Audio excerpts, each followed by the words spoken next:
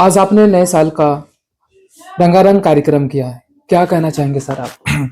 सबसे पहले तो आप सभी को प्रणाम, नमस्कार। समस्त देशवासियों को नए वर्ष की ढेरों शुभकामनाएं, मंगल कामनाएं।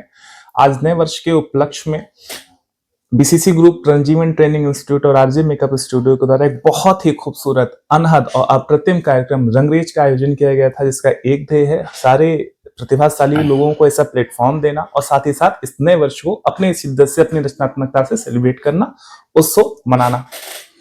इस कार्यक्रम में आपने पाश्चात्य सभ्यता को भी उजागर किया, जबकि हमारी पहचान भारतीय संस्कृति से है।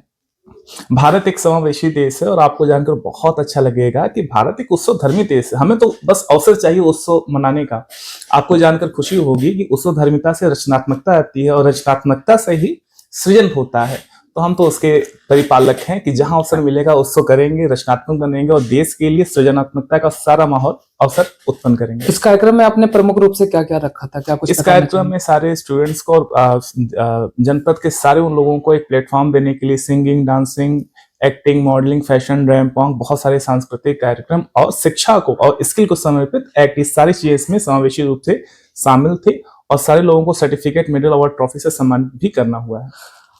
आप पार्लर के क्षेत्र में कई बेटियों का उद्धार करें, लेकिन ऐसे कई बेटियां हैं जो वो बोझ समझती है और उनके माँ बाप भी इस क्षेत्र को बोझ समझते, तो ऐसे लोगों को आप क्या मैसेज देंगे हमारे चैनल के माध्यम से? अगर मान लिया जाए तो बोझ और ना माना जाए तो वही आपके उत्थान का रास्ता है। हम अपने जुनून से, अपनी शिद्दत से किसी भी क्षेत्र में वो सारे मुकाम हासिल कर सकते हैं, वो सारे सक्सेस प्राप्त कर सकते हैं, बशर्ते हमें उसमें पूरी शिद्दत से लगना होगा। तो बोझ कुछ नहीं है, बस हमें अपने अंतस में उसको स्वीकार करना है और आगे बढ़ना है। यह कार्यक्रम कितने घंटे तक चला है सर? ये कार्यक्रम सुबह 10 बजे से प्रारंभ होकर शाम को 4 बजे तक लगभग 4 घंटे का कार्यक्रम था, जिसमें समावेशी चीजें होने के साथ इस नव वर्ष को सेलिब्रेट भी करना हुआ और एक संदेश देना हुआ है कि हम कर सकते हैं और हम करेंगे। आपने बच्चों को क्या तालीम दिया है?